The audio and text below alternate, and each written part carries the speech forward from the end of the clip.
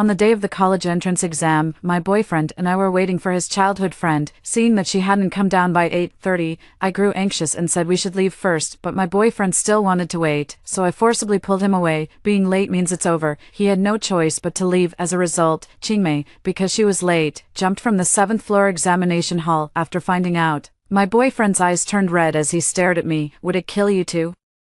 Wait 2 more minutes, you're the one who killed Rian, you did it. He slapped me right there on the spot, but the next day, he apologized to me, saying he had spoken too harshly yesterday, kneeling on the ground and crying, begging me to forgive him. We made up and returned to being as close as before. Later, we both got into Nanjing University, which became a wonderful story. I thought time would heal the rift, but the unexpected came so suddenly. After starting university, I was stalked, harassed, and threatened by a pervert. He spread rumors that I was a murderer, saying I was jealous of my boyfriend's childhood friend and drove her to jump off a building. He also frequently took photos of me while following me and placed them on my desk or in my books, leaving notes in red ink saying he really wanted to mess with me. Even when I went to the bathroom for a moment, my books and seat would be stained with liquid. My clothes were also cut up. A sticky note left on the desk said he wanted to eat me. I'm going crazy. I was about to call the police, but my boyfriend said that even if I did, the most they would do is give the person a warning, which wouldn't really help. Instead, it might provoke them and lead to extreme actions. I compromised, but the other person only became more aggressive. They started sending me harassing messages and even called me in the middle of the night, saying they would come after me. I've been tormented beyond recognition. I'm in a daze, constantly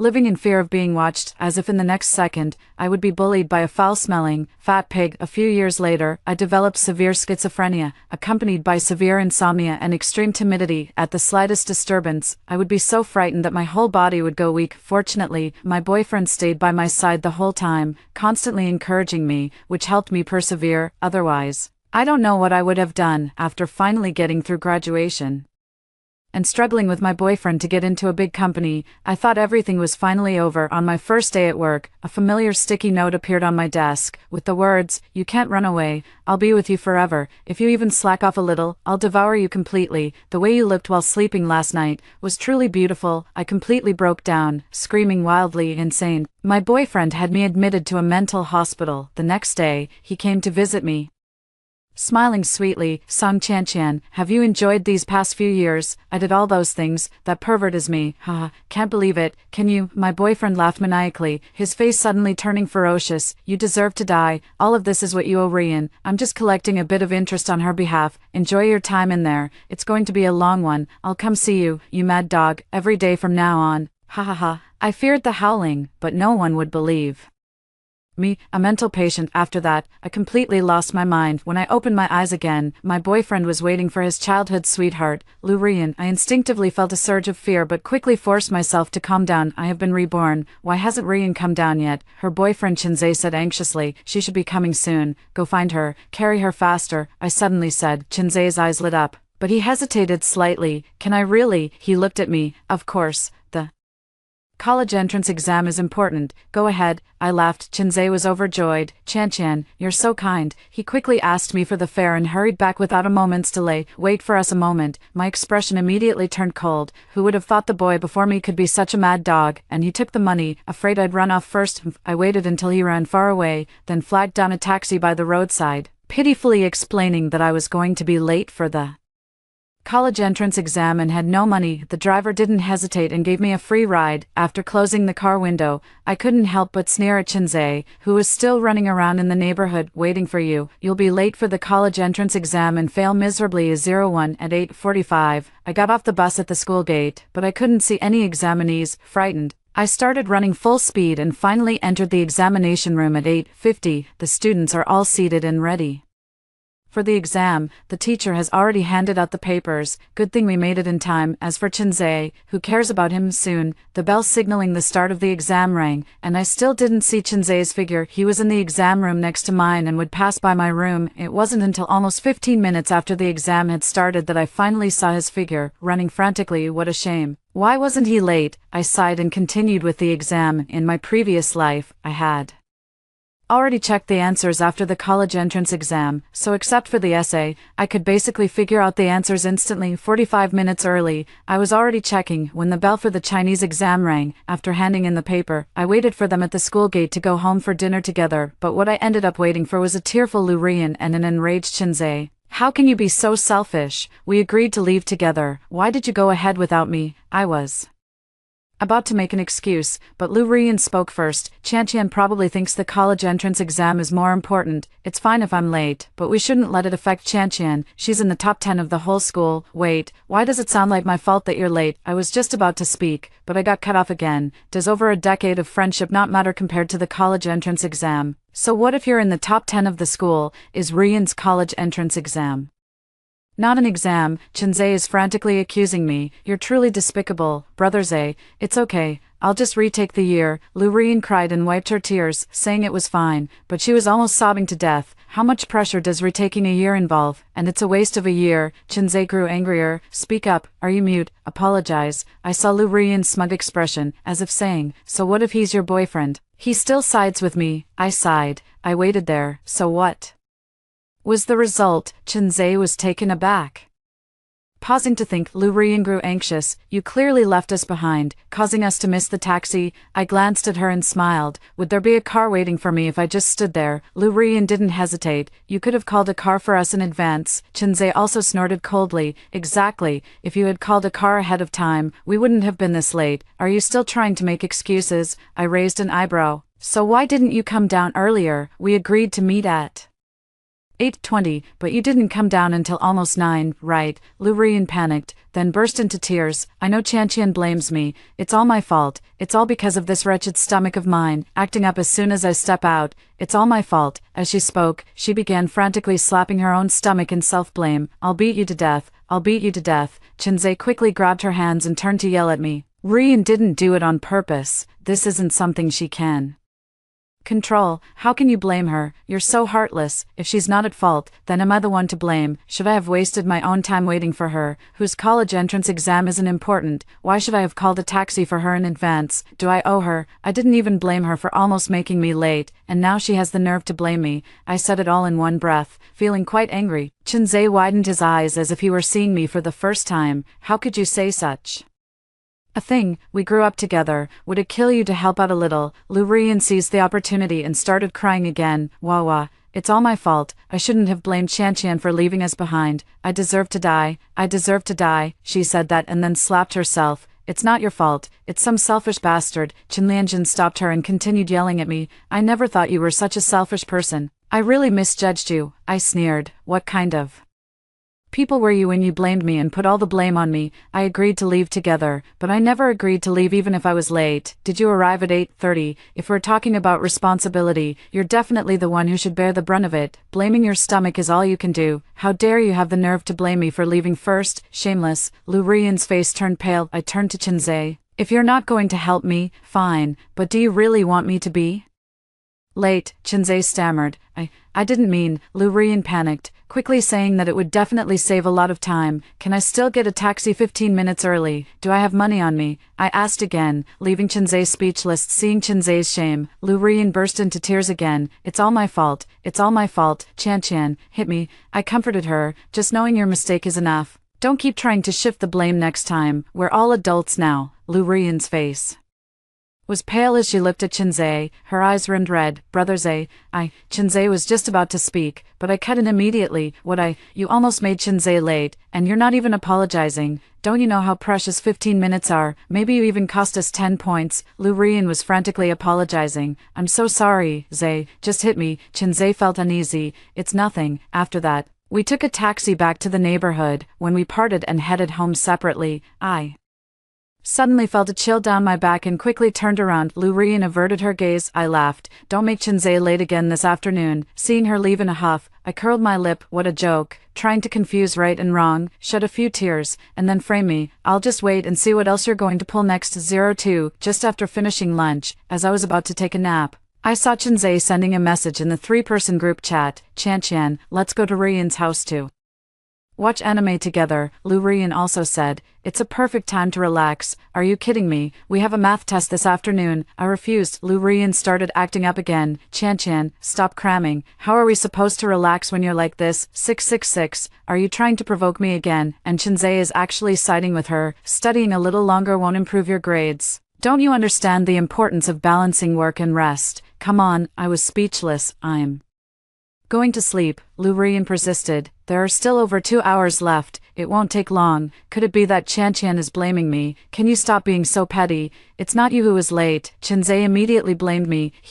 I definitely don't want to be late this afternoon. Studying a bit longer won't necessarily improve my grades, but slacking off will definitely lower them. Don't you understand that? I laughed. But unexpectedly Lu Rian said, Chan, I was wrong. Please forgive me. Okay, don't scare me. I'll be unable to sleep. Wail. Song Chan, you jerk. Why do you always have it out for Rian? What's the point of constantly targeting her? I'm not going to change my mind. Chinzei did not hesitate to rebuke me. So you mean I'm being petty, afraid she'll take you away? I wish you would. You're really despicable. Go ahead and change your mind if you want. I'm not going to waste my precious time watching her mess with outsourced anime. You say you know you're wrong, but if you know you're wrong, why do you keep making the same mistake? She doesn't even know what the damn mistake is. I didn't hold back in scolding her, and what does your insomnia have to do with me? You came to watch anime with me and now I can't sleep either. Should I cry too? Lu Rian fell silent, but Chinzei was fuming with anger. You've really changed. It's utterly incomprehensible. You're crazy. Who's changed knows it in their own heart. Stop bothering me, I sneered. Some people with poor grades still want to drag others down. You'd better watch out for yourself. I'm not going to be so stupid as to joke about my own grades. After saying that, I logged off directly and got ready to sleep, but within 2 minutes, the phone rang. Rian is crying because of you. Get over here now, Chinzei roared. Does crying after doing something wrong make it right? What's wrong with you? I'm the one who should be crying. I treated his words as a dog barking, hung up immediately, and blocked him. Don't say she's crying, she could die, and it wouldn't be my problem. At 2:30 p.m., I arrived at the neighborhood entrance on time, and as the clock struck, I was about to wave for a taxi. You're going to run off by yourself again. Chinzei's sarcastic voice suddenly came from behind. I glanced at him. Should I wait for the person who slandered me, who knew he would get all worked up? How can you say that? Rian felt so guilty because of you that she couldn't even sleep well at noon. Lu Rian looked haggard and forced a smile, saying, It's okay, it's my fault. I apologized to Chan. As she spoke, she actually bowed to me. Seeing that I didn't respond, Chinzei immediately scolded me. Why aren't you apologizing back? I was so angry I laughed. What does her guilt have to do with me? Why are you blaming her for feeling guilty? If I slap her and then say I was wrong and feel guilty, does that mean she should apologize to me? And what's more, I don't even want to talk about you. I'm your girlfriend, and you're not helping me, but you might as well just be together. After saying that, he hailed a taxi and prepared to leave. Chinzei's expression shifted, and he gritted his teeth. Can't you be less petty? We grew up together. Would apologizing kill you? Lu Rian tearfully said. It's fine, Brother Zay. Chan isn't wrong. It really is my own fault. Look at Rian, then look at yourself. Chinzei snapped angrily. Apologize now. The victim cannot apologize, I declared with righteous indignation, and got straight into a taxi. Don't bother with these two lunatics. The college entrance exam is more important. You won't get in the car unless you apologize. If you've got guts, just leave us here, Chinzei shouted from outside the car window. I didn't hesitate. Master, drive. Chinzei was frantic. Song Chan, are you really going to take this to such an extreme? You'll regret it. I couldn't hear his regret anymore. The car was already speeding. 20 minutes later, I was already seated in the examination hall. A few minutes later, Chinzei passed by, and I glanced at him, only to see a cold expression on his face break up. I'd be delighted if Chinese composition still had some difficulty. Math could be said to have none at all. In my previous life, I scored over 130, and after the exam, I went to find my math teacher to thoroughly understand the test paper. Finished again 45 minutes early, as expected, probably a perfect score. When the bell rang, I handed in my paper and headed straight for the school gate, planning to go home by myself. As for those two beasts, I didn't bother waiting. No need to get scolded again. Unfortunately, being scolded only makes you late, but it never misses. I had just gotten home not long ago when my door was knocked on. Chinzei glared at me with red eyes, saying, Rian didn't do well on her math test and is crying her heart out. Go apologize to her. Dead, I sneered, not caring in the slightest, and was about to close the door That has nothing to do with me, but he blocked the door tightly. How can you be so cold-hearted? She didn't do well because you made her feel guilty, Chinzay shouted. I cursed loudly. Get lost. If she's so guilty she jumped off a building. Am I supposed to pay with my life? Chinzay, furious, grabbed my hand and pulled hard. I don't have time to argue with you. Apologize now. Otherwise, we're done as friends. Let go. If you keep this up, I'll call the police, I warned. Are you trying to sexually harass me? Chinzay froze, staring at me in disbelief. It's just asking you to apologize. Is it really that big of a deal? Why are you so stubbornly refusing to apologize? It's not like you'll lose a piece of flesh. I shook off his hand and said calmly, then why are you so stubbornly insisting that I, the victim, apologize? Apologizing won't make me lose flesh. But what about next time? If she slaps me for no reason, cries, and says she was wrong, do I still have to apologize? Chinzay was furious. You're just being stubborn and unreasonable. You were the one who started being unreasonable. If you care so much about your childhood sweetheart, go find her. I turned and headed home. Chinzay shouted from behind. Fine, Song Chanqian, I see right through your hypocrisy. We're breaking up. I yelled back. You're the one aiding the wicked and being hypocritical. Break up then. Then I was kicked out of the small group. And my contact information was also blocked. Haha. Just as I wanted, I turned around and deleted and blocked them too. I don't want to have any further contact with these two lunatics. At that moment, I received a text message. Oh my, Chanqian, why did you delete me? Brother Zay was just speaking in anger. If you beg him, he might forgive you. Or, you could beg me too. I sneered and retorted. You, a failure who can barely handle one book, are worthy of Chinzay. Once he goes to university and meets more outstanding girls, he'll kick you to the curb. Lu Rian was furious. You, who've already been dumped, stop barking like a dog. I'm sure she'll spare no effort to keep Chinzay, who's in the top 10 of the grade, right? Isn't this exactly what she had been striving for? 04. The next day at 8:30 a.m., I arrived at the neighborhood gate on time and immediately took a taxi to school at 8:50. I sat in the examination room recalling answers from a past life, occasionally glancing out the window. 15 minutes into the exam, Chinzay still hadn't arrived. At the 16th minute, a figure hurried past. It was him. The corners of my mouth lifted. Lu Rian, well done. Soon, Chinzay left the examination hall in a daze. I almost laughed out loud. Serves you right. Then I focused on solving the problems. The science section was easy. Data never lies. Finished 45 minutes early again. Piece of cake. After the exam, I left the school gate to hail a taxi home. But Chinzay, with red eyes, blocked my way. It's all your fault. Why did you delete Rian? You made her so upset that she was miserable until midnight, and because I had to keep her company, I ended up oversleeping. He looked furious, as if he wanted to beat me to death. It's fine, Brother Zay. Chanqian doesn't think much of a slacker like me,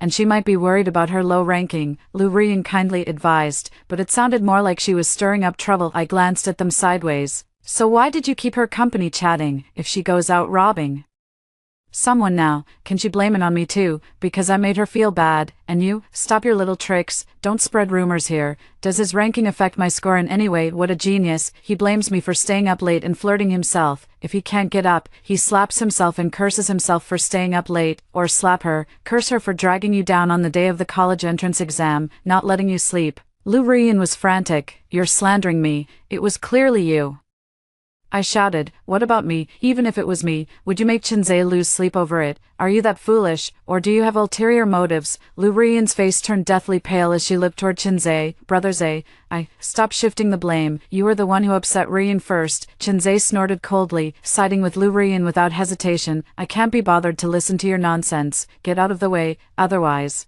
I'll call the police, I said coldly. All of this is just the consequences of your own actions. You can't pin it on me. If you're not convinced, call the police. Do you think they'll listen to your false accusations? Chinzay's face darkened, and he remained silent. Lu Rian then said, forget it, Brother Zay. It was me being overly sentimental. You're right. It's some guy who doesn't deserve friendship at all. Chinzay snapped coldly, pulling Lu Rian and turning to leave. He deleted me, so I'm not worthy of anything, I sneered. I wouldn't dare want a friendship like this. After finishing the English exam smoothly in the afternoon, everything was over. The homeroom teacher stood at the podium, giving final safety reminders for the summer vacation, then wished us a happy graduation. I hope you all get into good universities. The classmates instantly cheered and clapped. Only Chinzay had a face as dark as red stone. Lu Rian was still comforting him beside him. Brother Zay, let's repeat the year together. We'll definitely get into a good university in the future. Chinzay trembled all over, forcing a smile as he nodded. Then let's go find our homeroom teacher to sign up after class, Lu Rian said happily, thinking about signing up for a repeat class right after finishing the college entrance exam. How ambitious. I almost laughed out loud beside her. After the class meeting, I went to ask the homeroom teacher something and happened to see Chinzay and the others there. What, you want to repeat the year? The homeroom teacher's expression darkened, then quickly sighed. I told you earlier to stay in the school dormitory, but you insisted on going home. Fill out the form, and I'll get you into the key class for grade 11. Come for tutoring during the summer vacation. Lu Rian couldn't help but complain. Are you really coming over during summer vacation? The homeroom teacher glanced at her. We're in the final stretch. Do you still want to take summer vacation? What were you doing earlier? If it weren't for you being late for the college entrance exam, you could have played however you wanted during summer vacation. After saying that, she sighed with deep regret. Such a promising 985 candidate, just like that. It's all gone. I couldn't help but say a few words to Chinzay, and his expression turned extremely ugly. Lu Rian sensed something was wrong and quickly shifted the blame. Teacher, actually it's all Song Chanqian's fault. If it weren't for her, we wouldn't have. The homeroom teacher waved her hand to interrupt. Chanqian already told me everything. It was you who had a stomachache in the morning and then went to chat with Chinzay in the evening. It has nothing to do with her. Lu Rian was furious.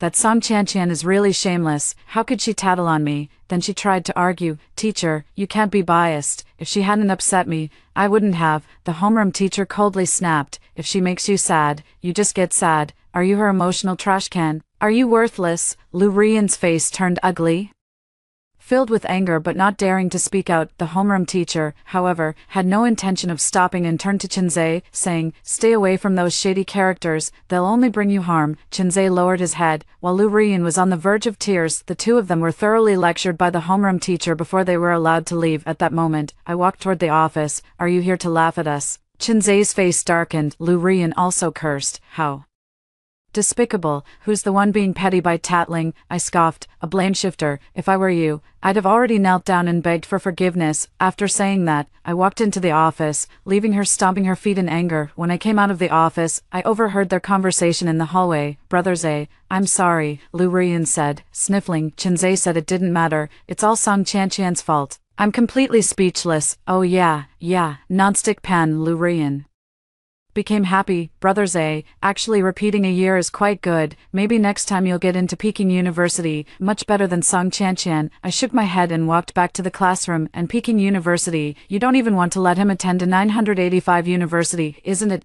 05 June summer vacation is always so hot and refreshing. I'm still at home, enjoying the air conditioning and cold drinks, while two little ones are about to go back to school. These past few days, Lu Rian hasn't stopped sending me harassing text messages, wildly flaunting her happiness, like a clown. How did you know I went to do tutoring and even traveled? Are you coming too? Wait, you still have the college entrance exam. I shot back at her. She was so angry that she didn't respond for a long time, more than half a month after the college entrance exam, before the results were even out. The admission calls from Tsinghua and Peking University had already reached our home professional elective courses, plus a generous scholarship. Turns out, I scored 725, the top student in the entire province, 2 points higher than the second place, and a full 40 points higher than in my previous life. Sigh. In the end, I still held back my score, couldn't afford to be too conspicuous soon. The school also got the news and invited me to share my learning experience with the junior students in their final year of high school. Naturally,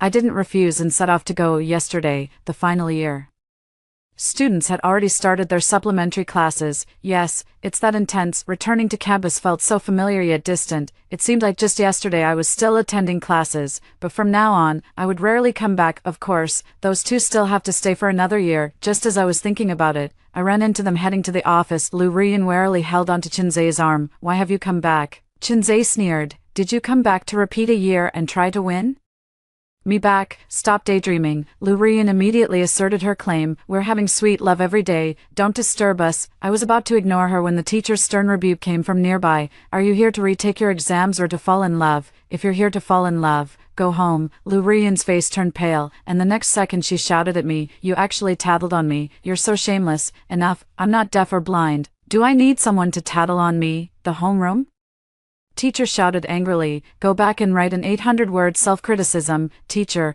aren't we here to listen to learning experiences? Chinzei changed the subject. Lu Rian obediently admitted her mistake. Teacher, I was wrong. Let's talk about studying instead. You can't even be a decent person, so what's the point of studying? The homeroom teacher wasn't going to let it go. Apologized to Chanqian. Lu Rian gritted her teeth, her eyes reddening. I'm not wrong. Why should I apologize? She's just jealous of me and Brother Zay.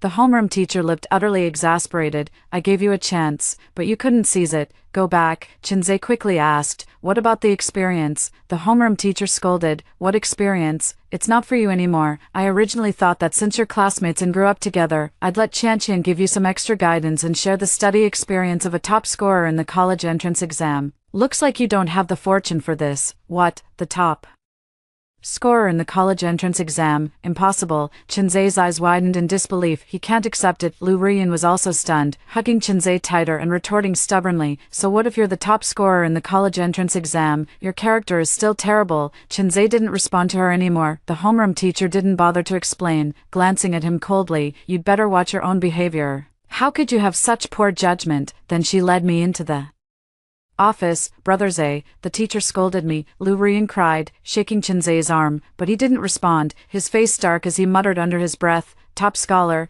10 minutes later, all senior high school students gathered on the playground, where a banner reading 2025 top scorer experience sharing had already been hung above the stage. Most students were excited, but 2 of them were absent-minded. Chinzei looked gloomy, lost in thought. Lu Rian, on the other hand, was very anxious.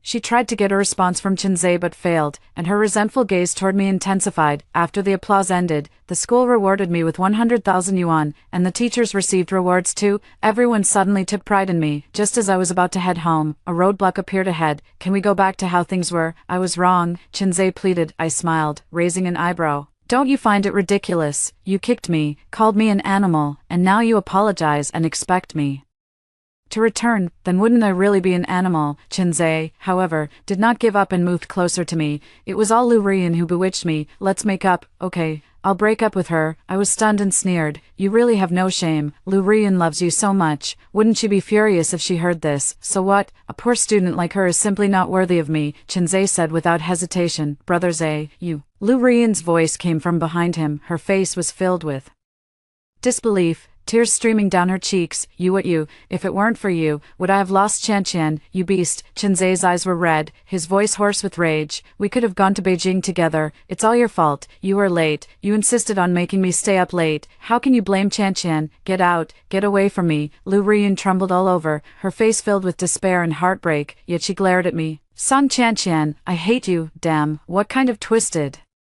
logic is that? But I'm really afraid she'll jump, and then blame it on me in the end. I even yelled at Chinzei, you useless piece of trash. Do you think you're worthy of me? Get out. Get the hell away from here. Chinzei was stunned, his expression turning ugly, still wanting to hold me back, but I walked away without looking back. When you believed that Lu Rian conspired to frame me, there was no longer any possibility for us. Seeing no hope, Chinzei flew into a rage out of humiliation. So what if you're the top scholar? I'll take the exam next year too. After cursing, he went back to the classroom. Lu Rian silently followed behind. I couldn't help but feel a bit of anticipation. Just now, Chinzei's furious expression was exactly the same as when he cursed me after losing Lu Rian in my previous life. I couldn't help but think that perhaps in my past life, Chinzei's madness wasn't solely due to losing Lu Rian, but also because he was inherently like this. He was a madman at heart. Things are getting interesting. 06 in the evening, my tutor came back and happened to meet them at the entrance of the neighborhood. Just as they were returning, Chinzei begged Lu Rian for forgiveness. Rian, I was wrong. I shouldn't have been so harsh with you. I just couldn't accept that Song Chanqian, that bastard, became the top scholar. Please forgive me. Okay, no, it's my fault. I'm the one who caused you to lose Chanqian. It's me. I deserve to die. Lu Rian frantically poured out her grievances, embraced tightly by Chinzei. What a great performance. I felt utterly contemptuous. If you can forgive betrayal, you're just asking for your own destruction. That evening, I received a harassing message from Lu Rian. You'll never get Brother Zay in your lifetime. He said he only loves me. He was just trying to fool you this morning. You didn't actually believe him, did you? What kind of trash is Chinzei? Is he from Tsinghua or Peking University? Don't tell me. Someone's actually bragging about him, I shot back. Stop being so stubborn, you two used to be so in love. I know you're angry, but there's nothing you can do. Who made Brothers A fall in love with me? Lou Rian was very pleased with herself. Then guess what he would do if I changed my mind now? I smiled. She stopped gloating. It wasn't until midnight that she couldn't hold back any longer. Try it, Shigu said. He loves me so much. She also sent a selfie of herself with Chinze's arm around her neck, and I instinctively felt fear, bad memories flooding back. Isn't this abuse? Is she showing this off too? I felt sorry for her for a moment. Why aren't you saying anything? Are you dying of jealousy? Lou Rian was still gloating. Little did she know that her doom had already begun. I ignored her after that. A few days later, I ran into her at the entrance of the neighborhood. She was dressed warmly but had a smug look on her face. What? Want to come with us to the hotel? I laughed. The neighborhood isn't yours. Wearing so much in the middle of summer, I caught a glimpse of the bruises on her neck. Lou Rian smiled even more happily, taking off her jacket to reveal a tank top underneath. I saw bruises all over her arms, collarbone, and abdomen. Jealousy. This is all proof of just love for me. We can never be apart again. You've got no chance. She was like a child who had snatched a beloved toy, gloating. She really doesn't know how to feel pain. I felt a chill just watching her. Just as I was about to speak, I heard, still not going back to get your things. Why are you talking so much to this friend-abandoning person? A soft from Chinze came from behind her, his words filled with dissatisfaction. Lou Rian trembled slightly, then immediately ran home after agreeing. I shook my head to leave, but suddenly felt as if a poisonous snake was staring at me from behind. I'll come find you in Beijing next year. I stiffened and quickened my pace. Find NM. In September, I embarked on my journey to Tsinghua University's School of Computer Science.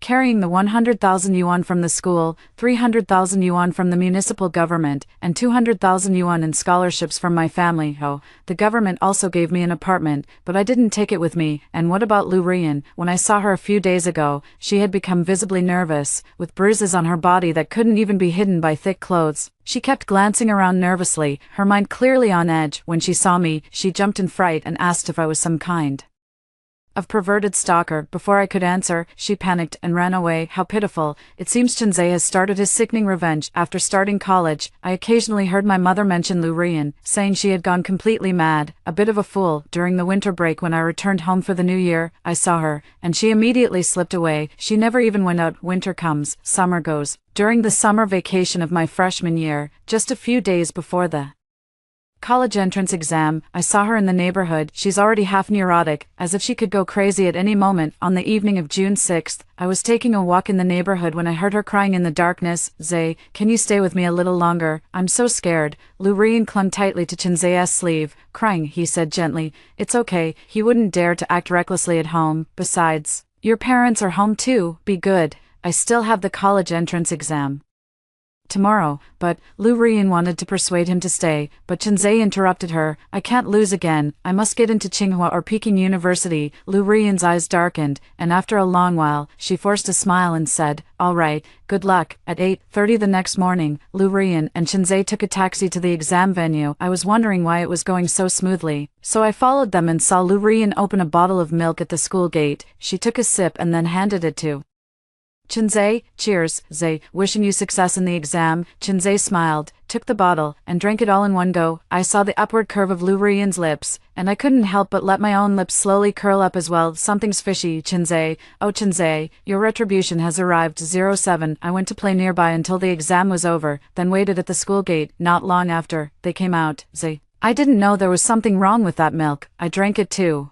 I also had diarrhea and failed the exam. If you want to hit someone, hit me. Lou Rian tightly gripped Chinze's hand, refusing to let go, her face pale, eyes red, looking pitiful and aggrieved. Slap, she screamed as she was slapped heavily to the ground, covering her cheek, her eyes filled with disbelief, as if looking at a stranger. Zay, fuck your mother, you bastard, you did it on purpose, damn it, Chinze roared hysterically, still pretending to be a naive green tea. WCNM. Lou Rian's face was filled with fear, suddenly breaking down, clutching tightly to Chinze's leg, crying loudly, I just want you to stay with me. What's wrong with that? That lunatic will kill me. What am I supposed to do if you leave me? You still want to go find that bitch Song Chanqian? She was in agony. I won't accept it. You've played with me for so long. You can't abandon me. Woo-woo. Let's go into the factory together. After all, graduating from university doesn't really, she was slapped to the ground again.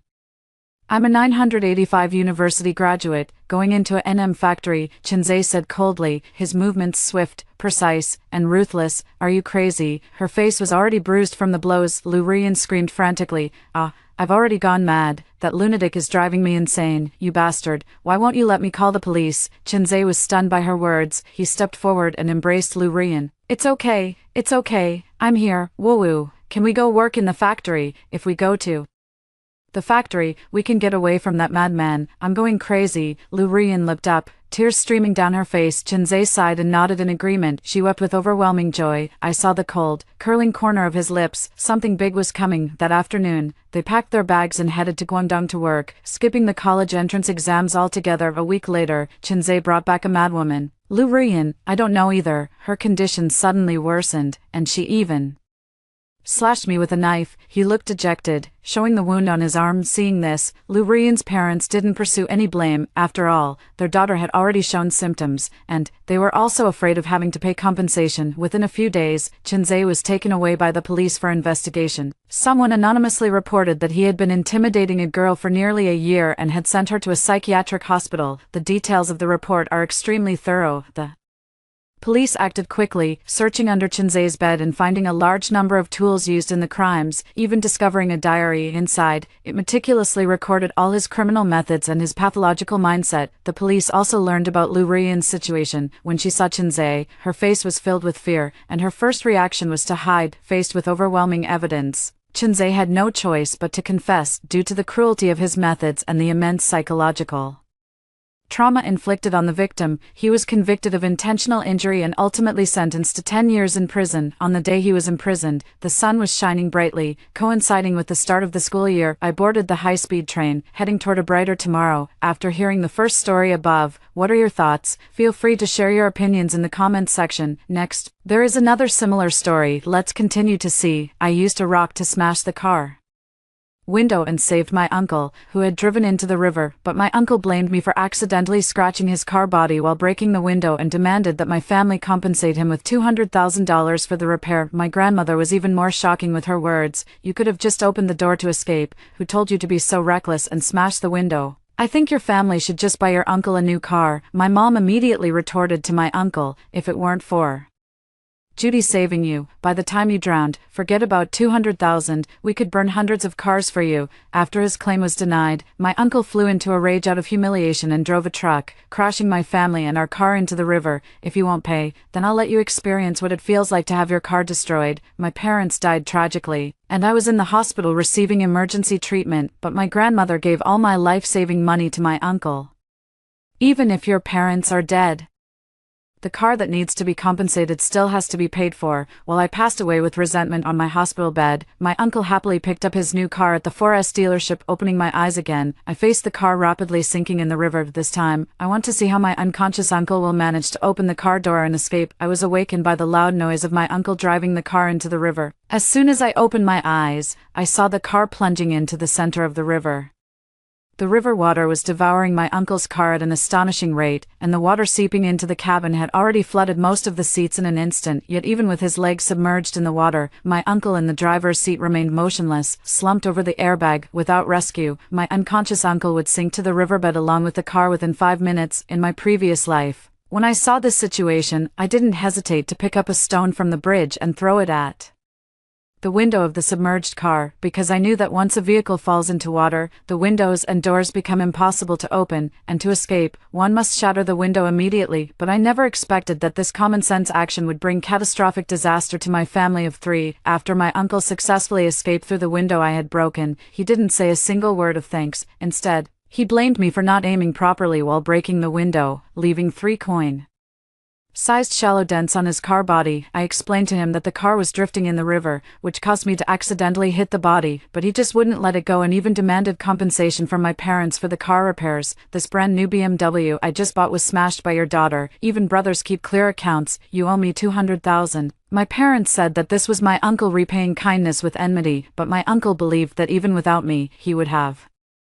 Been rescued. There are so many ways to escape. Who said you have to go through the car window? Maybe someone would have saved me without even needing to break the window, but your daughter just had to be clever and ruin my car window, making me spend an extra $10,000 to fix it. I've already been more than fair, otherwise, you'd have to pay for the window too. Hearing that fixing the window would cost my uncle extra money, my grandmother started scolding me. You stupid girl, you just couldn't keep your hands to yourself. You could have escaped by opening the door. Who told you to break the car window? Then, Grandma demanded that my mom compensate my uncle with a new car. Your brother's perfectly good car was smashed to pieces by your daughter. If you dare not pay for it, I'll disown you from now on. In the past, my mother had always catered to my uncle and Grandma's every demand, but this time, seeing their increasingly unreasonable requests, my mother had a sudden awakening and firmly refused to pay the compensation. Judy didn't do anything wrong, and we won't pay a single cent for this. After the claim was rejected, my uncle locked the main door and planned to take the money by force. This behavior completely infuriated my parents, so they warned my uncle to let us go immediately, otherwise,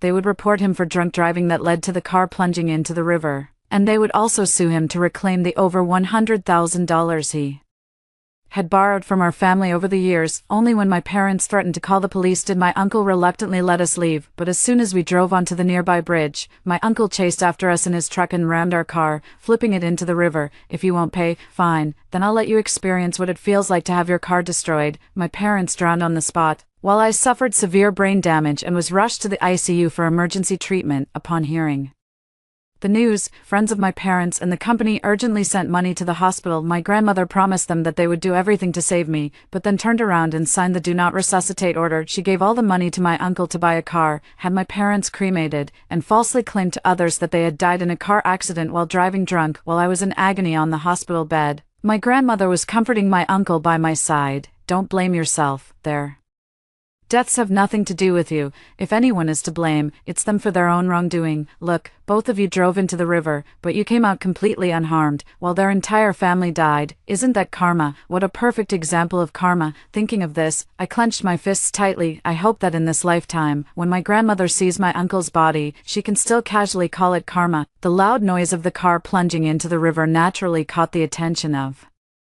the villagers. However, it wasn't until nearly a minute had passed that someone cautiously approached the riverbank. Soon after, a few elderly voices could be heard. Did I hear that right? It sounded like a car fell into the water. Let me put on my reading glasses and take a look. Oh my, there really is a car. We need to call the police. Where did I put my phone? Watching the elderly slowly searching their pockets for their phones, I almost burst out laughing. In the previous life, when my uncle woke up on the shore, the police and fire department had already arrived, which made him think there were plenty of people to rescue him. Little did I know that in my previous life, the reason a child like me ended up smashing the car window to save him was because the first people to arrive at the riverbank were all elderly and children still in split pants. In the village where my grandmother lived, almost all the young and middle-aged adults had gone to work in other cities, leaving behind a community of elderly people and children. Although there were many of them, most lacked the ability to rescue my uncle. As more and more elderly people and children gathered by the river, I squinted and carefully scanned the crowd. Soon, the person I was waiting for appeared. Grandma nimbly squeezed to the front among the group of elderly ladies, craning her neck to look toward the center of the river. I quickly pricked up my ears, waiting for Grandma's reaction, but I never expected that. After getting a clear look at the car in the river, Grandma would laugh out loud with her hands on her hips. Serves you right, daring to speed through the village. Drown, you bastard. Now I was dumbfounded. The onlookers were also stunned. Jack's mom, how can you say such a thing? Do you have some grudge against the people in that car? Yeah. Do you recognize this car? None of the nearby villagers recognized the car in the river. I immediately remembered that in my previous life, my uncle had always said this was his newly purchased BMW.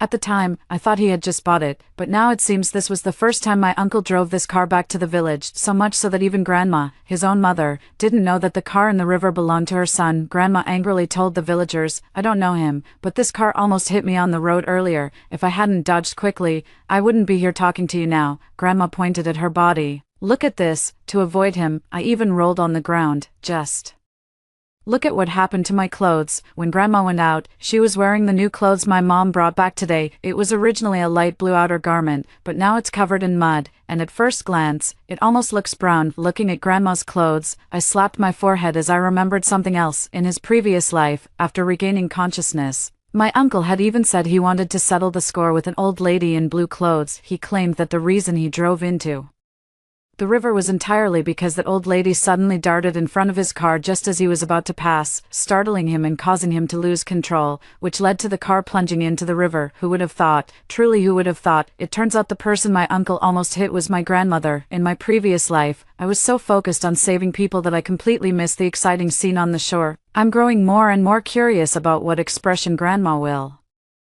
have when she sees that the person in the car is my uncle. For some reason, even after hearing about such a big incident like Grandma almost being hit by a car, none of the elderly bystanders responded to her. Another minute or so passed in the blink of an eye, and the children ran around for a long time before finally calling out two middle-aged men. As soon as they saw the car in the river, they immediately started discussing how to rescue it and asked the elderly for advice. Has anyone called the police? We need to call them now. Quick, take a photo and send it to the village group chat so everyone can identify whose car this is. Hurry and call their family members. Does anyone have a suitable tool? We need to smash the car window first. Seeing someone take charge, the elderly finally felt a sense of direction and began to cooperate. Some took photos, others made phone calls, and a few even leaned on their canes to go home and rummage through their belongings. Seeing the villagers ignore her while treating someone else's words as gospel, Grandma felt quite displeased and began seeking attention. What's the rush? Once the body is retrieved, it won't be too late for the family to identify it. My grandmother's tongue is usually sharp, but now she's really cursing up a storm because she was almost hit. Jack's mother, the person isn't even dead yet. Watch your mouth and show some decency. Yeah. They're already going to help. My grandmother got worked up and started arguing with everyone. Driving like that, even if he doesn't drown today, he's bound to get into another accident sooner or later. This time he didn't hit me, but what if he hits someone else in the future? Aren't you just saving a murderer? I don't know how others felt when they heard this, but it sent chills down my spine. However, the villagers were all much busier than I, a mere spectator, and they had no time to argue with my grandmother. The two middle-aged men had already stripped naked and jumped into the water, while the elderly handed them the items they had gathered. Check out this window smashing technique. Here are the swimming rings. Take them, it's safer. In the bustling crowd, only Grandma and I were equally idle. She plopped down on a stone bench by the shore, crossed her legs, and started throwing cold water on those getting into the water. Hey, you guys really aren't afraid of dying, huh? So many people have drowned in this river, and you still dare to go in? Aren't you afraid that not only will you fail to save anyone, but you'll also get dragged down as a replacement? This statement made the few middle schoolers who had wanted to jump in and help hesitate a little. After all, the river was fast flowing, and sometimes there were whirlpools that could pull a person under and never let them resurface. Moreover, it was currently the 7th month of the lunar calendar. The mention of grabbing a replacement made the superstitious elders even more reluctant to let their grandchildren enter the river. Go, let's go home. This isn't something you can jump in and save. Seeing that Grandma was causing such a commotion that people were hesitant to help, Grandma Linda from the east end of the village couldn't hold back any longer. Can you just stop talking? This is a human life we're talking about. Are we just going to stand by and watch him drown? Your Jack drives too, you know. What if he were in this situation? Would you want everyone to just stand by and do nothing? Hearing this, Grandma was so agitated she jumped 3 feet high, rushed forward, and grabbed Grandma Linda by the hair. Old hag, how dare you curse my Jack to drown?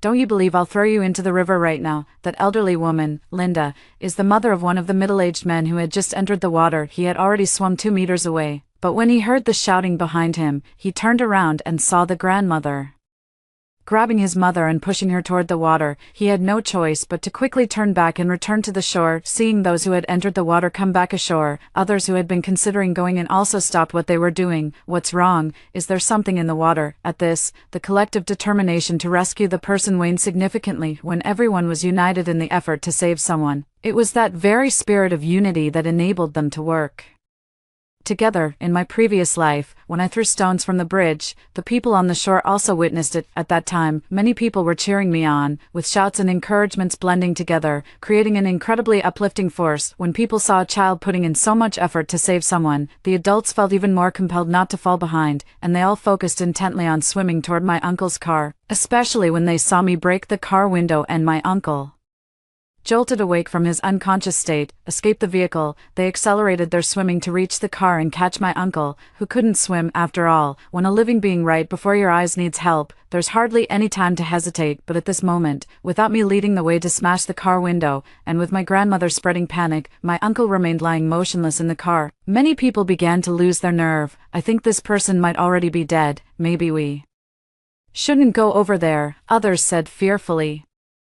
There's a dark figure in the river. Seeing the scene, I felt like applauding my grandmother. I had already started planning what I would do to stop them if they really started swimming faster, but now, it seems the last bit of hope for my uncle has been mostly blocked by my grandmother. Looking down again, the water inside the BMW had already risen to my uncle's waist. Most of the front of the car was submerged in the water, and the rear end was tilting higher and higher, resembling the stern of the Titanic as it sank. But on the shore, my grandmother was still completely unaware that her son was about to meet his end, still arguing with someone, her finger poking at Linda's grandmother's son's face. Just try to lay a finger on me. When my Jack gets here, he'll make you regret it. My uncle in the village often idles around, stealing chickens and teasing dogs. The kind of troublemaker who isn't intimidating but becomes a real nuisance once you cross paths with him. So when she heard my uncle's name, Grandma Linda still felt a bit scared, but before she could pull her son back, she was suddenly pushed from behind by a child, causing her to fall and land on the ground. You old hag, how dare you argue with my grandma? Just wait until my dad gets here, he'll run you over with his big BMW. The owner of the little black hand is my uncle's son, Harry. After pushing Grandma Linda, he darted behind my grandmother like a streak of smoke. Grandma's eyes lit up when she saw her grandson. Good grandson, what did you just say? What did your dad drive back? Harry said proudly and loudly. Grandma, a BMW. My dad called and said he's driving a BMW around the village looking for you. He wants to pick you up and take you for a ride in the BMW. Grandma was overjoyed. You old hag, you are cursing my son with misfortune, but you didn't expect this. My son is driving a BMW now. Jealous, envious, you and your useless son will never get to ride in a BMW in this lifetime. After saying that, Grandma pulled Harry along with a carefree air. Come on, my dear grandson, let's go wait for your dad on the other side of the road. We should stay away from these people to avoid catching any bad luck. Meanwhile, the only middle-aged man still in the river swam closer to the car. After getting a clearer look at the car's appearance, he shouted toward the shore. This is a BMW X1. People on the shore were discussing a BMW. I haven't heard of anyone in our village owning a BMW.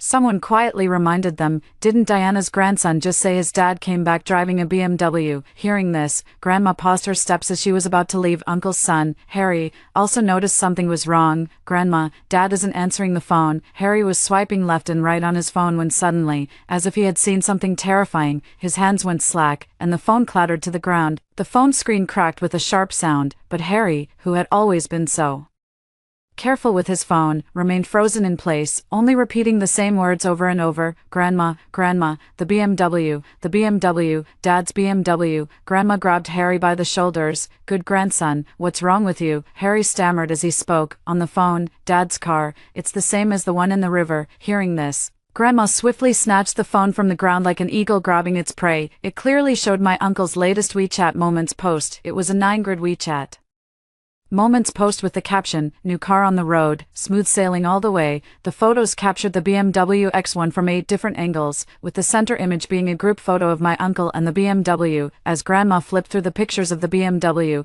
her hands trembled more and more. While Grandma was staring blankly, Harry took 2 frantic steps toward the river, tripped over a stone midway, and fell to his knees on the ground. When he looked up again, his face was covered in tears. Dad, get up quickly, Dad. The next moment, I didn't even catch a glimpse of him, only heard a loud splash. When I opened my eyes again, Grandma was in the river. Grandma struggled frantically in the murky water, screaming at the top of her lungs, my son, my son.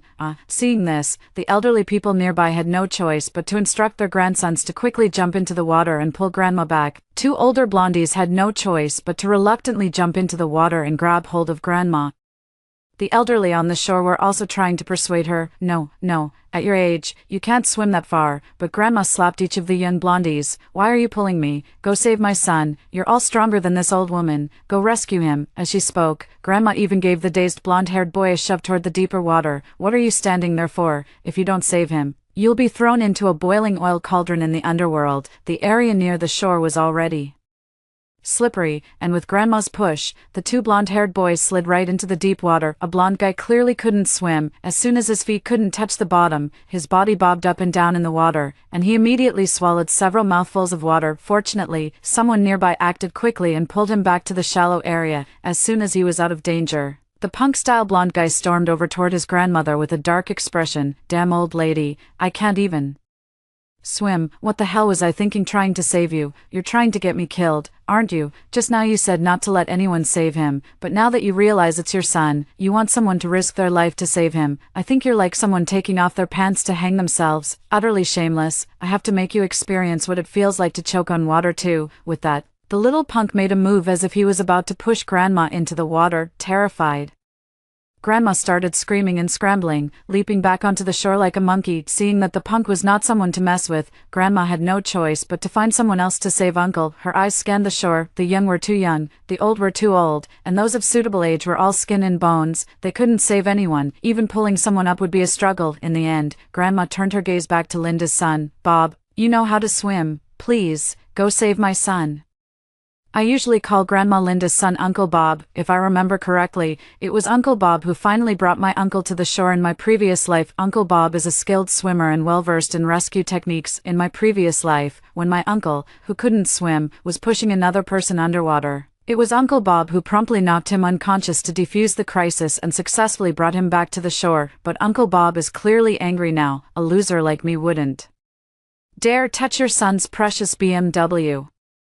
This comeback made Grandma's face turn purple with rage. Grandma reacted quickly and immediately turned to Grandma Linda, who has always been kind-hearted. "Old sister, I was out of my mind just now. I apologize. All right, please, ask your Bob to save my son. Aren't you always the kindest person?" Harry also clung to Grandma Linda's leg. "Please, save my dad. I was wrong. I shouldn't have pushed you earlier." Upon learning that the person in danger in the river was her brother, Grandma Linda lost her earlier decisiveness. She opened her mouth to ask her grandmother, "Can you promise not to cause trouble at my house afterward? That is, regardless of whether my son saves your son today or not, you cannot use any reason to come and bother my family." I found it a bit strange that Grandma Linda suddenly asked this, but I didn't have time to think it through. Grandma immediately agreed to Grandma Linda's request and even raised 3 fingers. "I swear, I will never cause trouble for your family."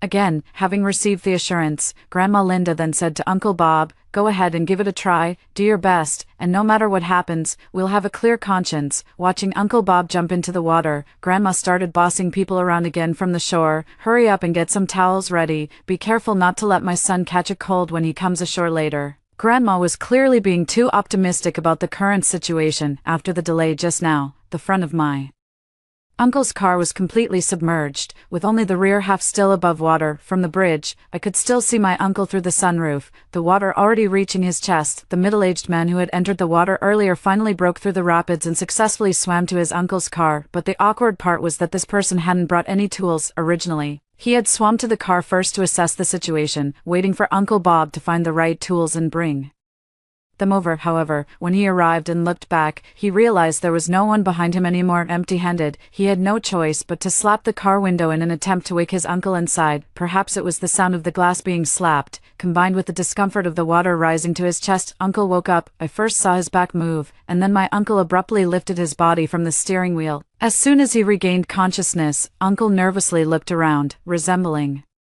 Jackie Chan searching for an escape route in a kung fu movie. Realizing he was in the water, Uncle first slapped himself twice across the face, as if to confirm whether he was dreaming. The people outside the car immediately shouted toward the shore as soon as they saw Uncle wake up. "He's not dead. Hurry up, otherwise, it'll be too late. Bring something to break it, or smash the glass." More people gathered on the shore, as if someone had called the village chief. Under the village chief's arrangement, 2 more people went into the water from the shore, while Uncle Bob, who had already been in the water, swam even faster. Who wouldn't be scared to wake up and find the water has risen to their chest? In a panic, my uncle tried to move without even unfastening his seatbelt. As a result, he was jerked back into his seat by the restraint. For a while, the car had stopped moving altogether. I guessed that the wheels might have gotten stuck in the rocks at the bottom of the river, which stabilized the car, but as my uncle moved, the entire car shifted, and the previously halted descent continued. As soon as he unbuckled the seatbelt, my uncle frantically tried to open the car door. He realized the door on his side wouldn't open. Without understanding why it wouldn't open, my uncle swam to the other side and attempted to open the door again, seeing the few actions my uncle took upon waking up.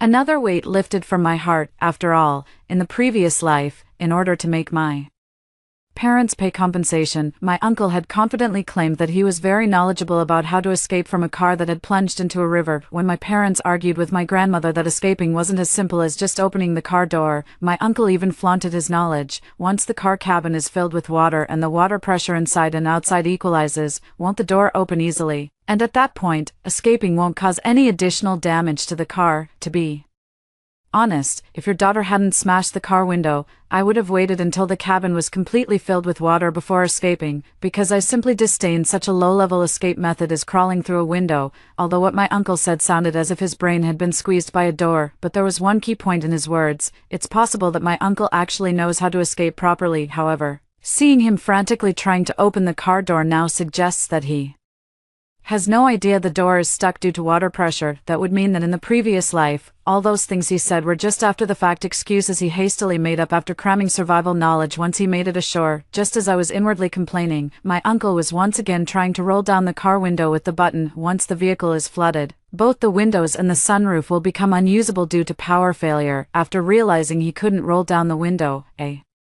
visible panic spread across my uncle's face. He had no choice but to repeatedly tap on the glass, trying to speak to the person outside the car window. Realizing that the person couldn't hear him clearly, Uncle suddenly looked up toward the sunroof. I, who had been watching Uncle through the sunroof the whole time, didn't even have a chance to lower the corner of my mouth before our eyes met, bright and clear. As soon as Uncle saw me, he pressed his face against the sunroof. He was pointing his finger at me, as if trying to express something. I was confused. Uncle then clenched his hand into a fist and began pounding it against the skylight. His mouth seemed to be forming the word rock. I understood instantly. He had already told me he was going to throw rock. Then I definitely can't throw scissors. I extended 2 papers and waved at my uncle. 2 papers. I've got you beat. Men really are boys until they die. What time is it now? And you still want to play rock, paper, scissors with me?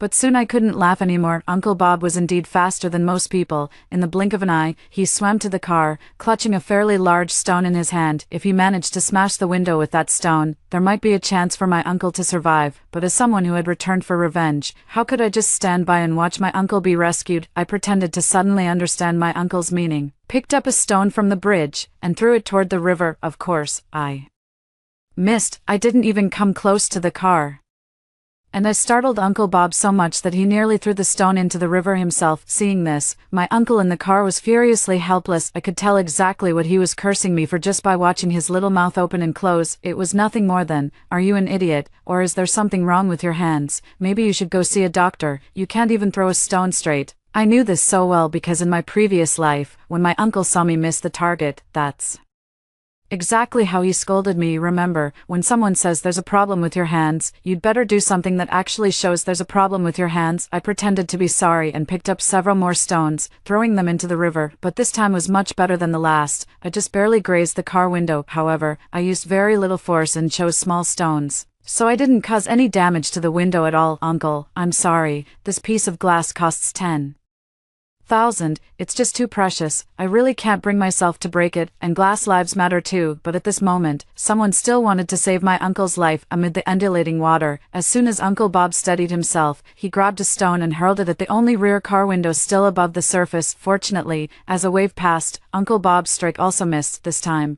it left a dent on the rear compartment 3 times larger than the one in my previous life. I couldn't help but worry that if my uncle survived, his target for extortion would likely shift to Uncle Bob's family. In that case, it's even more crucial not to let my uncle survive. Next, I pretended to redouble my efforts to smash the window, even leaning so far out that almost half of my body was over the edge of the bridge. Since throwing stones also required force, I immediately lost my balance, swaying back and forth several times, looking as though I was about to fall from the bridge into the river.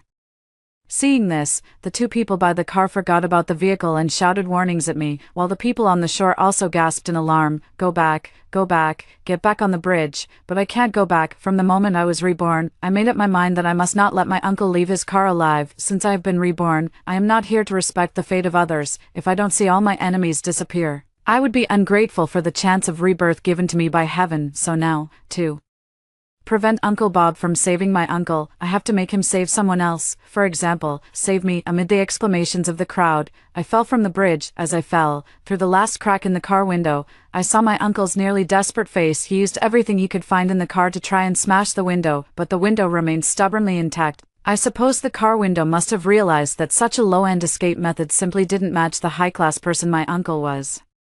Just as the rushing river water flooding the car cabin swallowed my uncle's head, I too fell into the turbulent river, with a splash. As soon as I surfaced, I screamed and flailed about, pretending to be completely unable to swim. After shouting a few times, I feigned choking on water and losing consciousness, ceasing all movement of my limbs and allowing my body to drift away with the current under the force of the water. I was swept several meters away in an instant. Looking back, my uncle's car had already sunk, with only the roof still above the water. Faced with two lives in critical need of rescue, Uncle Bob and the kind-hearted stranger had to make a choice based on the level of difficulty. One is a person who requires great effort to save, and success is not guaranteed. The other is someone who can be saved just by swimming over. The choice of whom to save is already obvious. Moreover, fundamentally speaking, one is a good child who fell into the river to save someone, the other is a middle-aged man-child who drove drunk and fell into the river. Who would you save? The outcome was no surprise to anyone. Uncle Bob and the kind-hearted person both swam in my direction. Although I pretended to be unconscious, I remained vigilant, observing the surroundings. A group of villagers ran to the spot on the bridge where I had just been standing in my previous life, when they saw me throwing stones. Some villagers also ran over, wanting to help smash the car window. However, the elderly were slow on their feet, and by the time they arrived, I had already shattered the window, so I didn't need their help. The current situation is much the same as in the previous life. They still can't be of much help. Only the roof of my uncle's car remained above the water. The roof was made of sheet metal, and no matter how many people tried to smash the car, it was all in vain. But strangely, I still heard the sound of stones hitting the water. This was followed by the shouts of the villagers. Jack's mother, you can't smash open the car roof, stop hitting it, be careful not to hit the people in the river again. I suddenly understood, it was my grandmother who was hitting the car. Suddenly, several louder exclamations came from the bridge. Stop her, she's not hitting the car, she's hitting the people. Damn, are you trying to kill your own grandson? Before I could finish hearing the words, a loud splash of a stone hitting the water sounded right beside my ear. The sound was too close. I couldn't pretend to be unconscious any longer and quickly opened my eyes. The moment I opened my eyes, my pupils contracted, and a chill ran through my entire body. Because a huge rock was coming straight toward my face, I swam to the side at the fastest speed of my life, barely dodging the rock. But this sudden shock still threw me off balance, causing me to actually choke on water, coughing grotesquely underwater. Along with the pain rising in my lungs came a surge of resentment. I never would have expected that this old woman would actually throw a stone at me. Seeing that I had dodged, Grandma shouted from the bridge, "Look at this. This wretched girl wasn't unconscious at all. She was faking it. She even dodged the stone I threw. She's perfectly fine. Don't any of you go save her. Hurry back and save my son." A kind-hearted person shouted back at the grandmother, "You crazy old woman, what do you mean pretending to faint? I was woken up by your rock." Uncle Bob continued to swim toward me with his head down. "Don't be afraid, Judy. Uncle Bob is coming right away." Seeing the two of them not changing direction, Grandma went even crazier. This time, she directly threw a stone at Uncle Bob. Uncle Bob was swimming intently. By the time he heard our shouts and tried to dodge, it was already a bit too late. The stone grazed his back, leaving a long bloody mark. Grandma continued to threaten Uncle Bob, "If you dare swim that way again, I'll smash you to death today. If you don't want to die, turn back and save." Before Grandma could finish her words, she was grabbed by the hair from behind by Grandma Linda and dragged back onto the bridge. "My son may not have achieved great things, but he has worked hard. How dare you throw stones at him? I'll slap your face until it's swollen. Let's see how many layers of skin you have." Amid the sound of slaps, Grandma, pinned to the ground, finally had no more energy to cause trouble after Uncle Bob rescued me and brought me back to the shore. Within 5 minutes, the two people sent into the water by the village chief also returned. Although they successfully swam to their uncle's car with the tools, by then the car had completely sunk underwater. They could only dive underwater to try and smash the windows or open the doors, but underwater, visibility was obstructed and the current's impact was even stronger. The two men dove down several times but failed to open the doors, and they were nearly swept away by the strong current. Under the struggle, the two of them, exhausted and drained of strength, were eventually rescued and brought back to shore by the firefighters who arrived, seeing that they not only returned empty-handed but also delayed the firefighters from rescuing her uncle. Their grandmother, in a fit of rage, rushed at the two and began scratching and clawing at them. Go die, useless things. If you couldn't save anyone, why did you even go into the water? Who wouldn't be furious after narrowly escaping death only to be insulted and beaten by their grandmother? A man used brute force to throw the grandmother directly onto the ground. Why did I go down there? It was you who begged me to go. I almost lost my life trying to save your son, and now you dare lay a hand on me. Do you believe I'll beat you to death? The grandmother was already terrified of being beaten. Linda, who had just turned 70, had already left her with disheveled hair and a bleeding mouth. Now, seeing that the man was also about to strike, she immediately scrambled and crawled behind the police to seek protection. You're going to beat someone to death. Help, officer. The police made a symbolic attempt to intervene, but most of their attention was still focused on how to retrieve the submerged car. With the coordinated efforts of the police, traffic control, and the fire department, the uncle's car was pulled back to shore half an hour after it had fallen into the water. As soon as the BMW emerged from the water, the grandmother rushed to the car, wailing and lamenting uncontrollably. Several police officers pulled my grandmother away, allowing the firefighters to finally open the car door. As soon as the door opened, my uncle spilled out along with the river water. The river water, following the stones along the bank, crawled back into the river, but my uncle lay face down on the ground, motionless, like a stone by the shore. The surrounding villagers watched the scene with grim expressions. Although my uncle was not exactly a good person, the loss of a life is always moving. I saw my uncle's body with my own eyes. Grandma stopped struggling. She seemed to have all the bones in her body instantly pulled out as she slipped from the police officer's grasp and fell to the ground. Her mouth was wide open, but not a single sound came out. She just sat there on the ground, staring blankly at her uncle not far away, in contrast to her grandmother's stillness. Her uncle's son Harry quickly dashed past the police line and threw himself onto the body. Dad.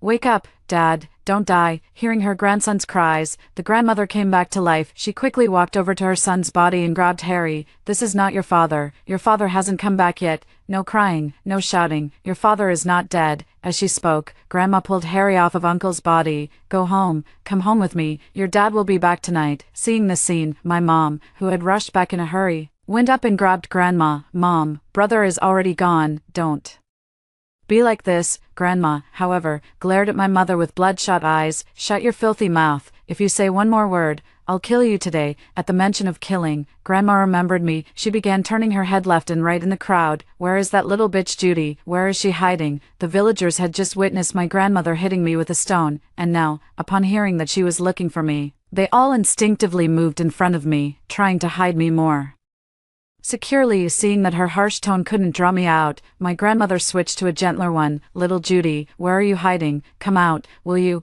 Aren't you cold from falling into the river earlier? Listen to me, dear. Grandma didn't mean to hit you on purpose. No matter how gentle the voice, it couldn't conceal the overflowing malice. When my grandmother called me like that, it reminded me of the ghosts in horror movies. When they pretended to be a child's relative, they used the same tone to lure the child out and kill them. Wait, ghosts pretending to be relatives. Suddenly, an idea came to mind. I had a way to keep my grandmother from bothering me any further. My father couldn't stand my grandmother calling me like that anymore, so he stepped in front of her. Why did you call Judy? Does Judy have anything to do with Jack's car accident where he drove into the river? Even the police said it was drunk driving that killed him, but Grandma kept shaking her head. It wasn't drunk driving. It wasn't drunk driving that killed him. It was your daughter who killed him. As soon as Grandma finished shouting, screams erupted from the crowd. Judy, Judy, what's wrong with you? Come quickly. Judy's parents. This child is foaming at the mouth. Doctor, come quickly. The villagers made a path for the doctor to pass through in front of me. Now Grandma has finally found me. She saw me lying on the ground, foaming at the mouth, my whole body convulsing uncontrollably, and my head twisting and turning on the floor. Grandma burst into laughter. Good, serves you right. You harmed your own uncle. Heaven should strike you down with a bolt of lightning. After shouting, Grandma spread her arms to block the doctor who was about to check on me. At the same time, I suddenly stopped convulsing and lay stiffly on the ground, motionless like a corpse. Sometimes stillness is more frightening than movement. And the people around screamed again. One villager even approached me, reaching out a finger to check if I was breathing. Before he could put his fingers to my nose, I suddenly sat up with my eyes closed. This startled the person checking for breath so much that they jumped back 3 meters. My parents rushed over, crouched down, and tried to pull me into their arms. Judy, don't scare Mom and Dad like that. What's going on? These successive shocks have set the villagers abuzz with discussion. It looks like it might be that the river just isn't clean. Maybe something latched onto him after he went in.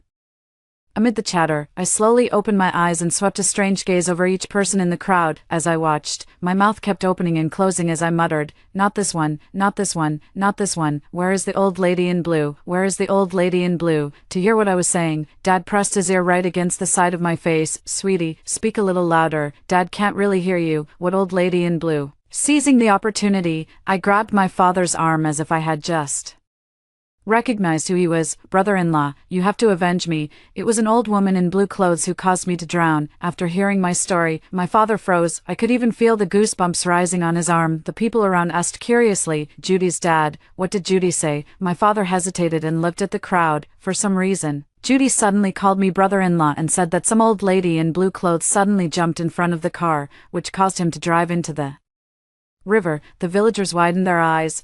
Call your brother-in-law. Could it be that Jack has possessed Judy? A few people who usually believed in ghosts and spirits immediately started talking to me. "Jack, tell us more clearly. Where did you encounter the old lady? We'll go investigate for you right away." "Yes, yes, yes. If you have anything else to say, just say it all. Once you're done, you can go in peace. Judy is young and can't handle all this torment from you." This time, I didn't speak to my father alone. Instead, I raised my voice in a feigned, deep masculine tone and shouted to everyone. At 1 o'clock in the afternoon, on the main road at the village entrance, there was an old woman wearing a blue top. Upon hearing this, the village chief instructed his subordinates, "Hurry, hurry, hurry, pull up the surveillance footage from the village entrance this afternoon." Witnessing all of this, Grandma was so shocked that she had unknowingly let go of the doctor. "Are you really Jack, my son? You've had such a hard life. What blue-clothed old woman? Tell me, what does she look like? I'll go and kill her." I hugged Grandma. "Mom, I'm so cold. The water in the river is freezing. Mom, I waited for so long. Why didn't anyone come to save me?" Grandma held me even tighter. "Poor child, let Mom warm you up. I hate them so much. Those heartless, ungrateful people. They stood by and did nothing. Son, if you can come back, make sure you take them all out. They all deserve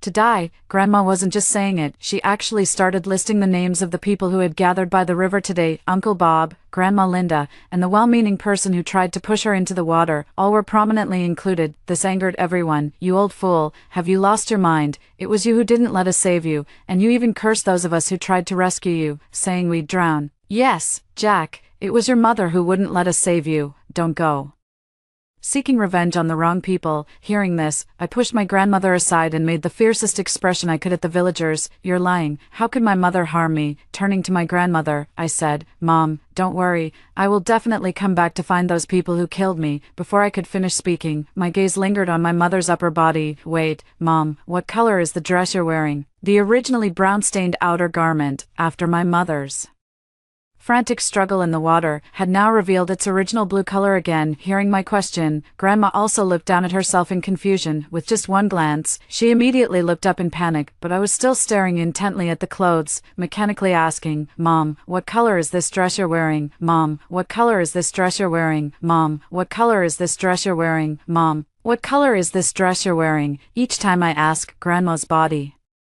leaned back a little more. As the terror on her face grew more intense, Grandma's withered lips began to tremble. "Son," seeing that only the word son had fallen from Grandma's throat after a long pause, my mother said with a puzzled expression, "Isn't this dress just blue? Why do you keep asking so many times? Judy, didn't you and I go together to pick this out for Grandma?" The villagers also remembered, this afternoon, didn't Jack's mom say she almost got hit by a car? As everyone was recalling, the village chief's subordinate ran over, panting heavily. "Village chief, I was just about to send you the surveillance footage, but I accidentally sent it to the village group chat and can't take it back. Could you please tell everyone not to spread it around?" Upon hearing the news, everyone immediately opened their phones. As soon as the video started playing, an indescribable look of shock appeared on every villager's face. In the surveillance footage, as my uncle was driving his BMW through the village entrance. An elderly woman was slowly walking with a cane right in the middle of the road. Uncle didn't slow down when he encountered pedestrians, he only honked the horn to signal. Upon hearing the horn, the old lady also moved to the side of the road to make way for Uncle to pass, but just as Uncle was about to drive past the old lady, she suddenly swayed a few times from side to side and then smoothly collapsed in front of Uncle's car. Seeing the old lady lying down on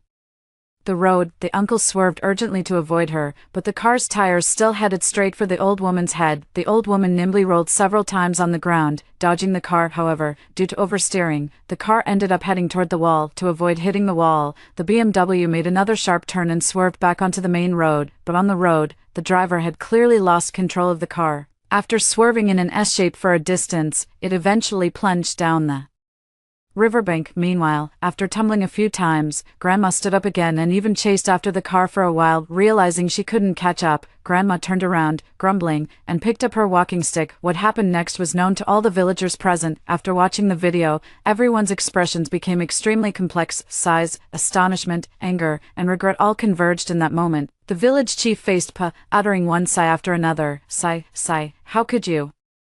Sigh. It seemed as if no one knew what to say anymore, but the people who weren't present in the village group started discussing the video. This staged accident video looks so much like the entrance of our village. Could it be that Diana from our village is staging accidents again? Was the BMW driver rescued? Is everyone okay? From the village group chat records, I finally understood why Grandma Linda asked that extra question. It turns out it was all because my grandmother is an expert at staging accidents. If she slipped and fell on a snowy day, whoever helped her up wouldn't be able to leave without paying $5,000. If she fainted from heatstroke in the summer, whoever gave her a bottle of cooling water would have to pay an additional $3,000 for her stomachache medical expenses. However, according to the village group chat, these were all small-scale activities for my grandmother. In the past, she used to target luxury cars, falling in front of them to force the drivers to stop. Then, she would bring in the mother-son duo, meaning she would have my uncle come out with his friends from the streets, claiming they had witnessed the car hitting her. They said that in just a few years, my uncle earned over $200,000 solely from these staged accidents. This also cleared up another question for me. No wonder my uncle was so good at staging accidents in his previous life.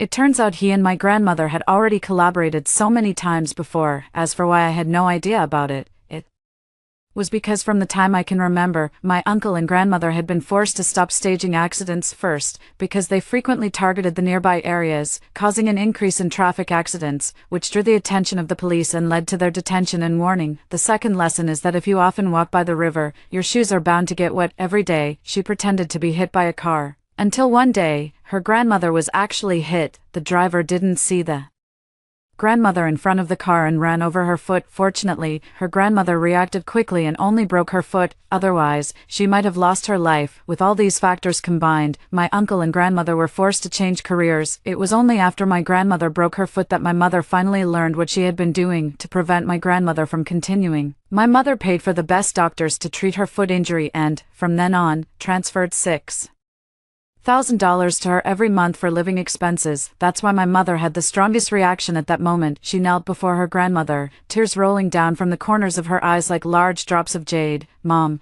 didn't you promise me you wouldn't do this again? I've been sending you money on time every month. Why are you doing this again? I was also curious about why Grandma had suddenly resumed her old trade, but I couldn't ask. I had a vague feeling that this matter might have something to do with my uncle. The villagers couldn't help but speak up. Ankwa, your daughter is so filial, and you never have to worry about food or drink. Why would you do something like this? If you were short on money or had some trouble, you could have told the villagers. We could have helped you out as neighbors. Why did you have to go this far? Under the constant questioning, Grandma reached out and took Mother's hand, speaking softly, my daughter, your brother says he wants to buy a new car. Hearing this answer, my heart trembled. Is this what it truly means to spoil a child, as if killing them in order to buy a car for their son? They ended up accidentally harming their own son through a scam. Hearing this answer, my mother cried even more bitterly. Mom, you're being foolish. Seeing my mother crying non-stop, my grandmother stood up impatiently. What are you crying for? Your brother wants to buy a car, and all you do is cry. What does that mean, now that you've grown?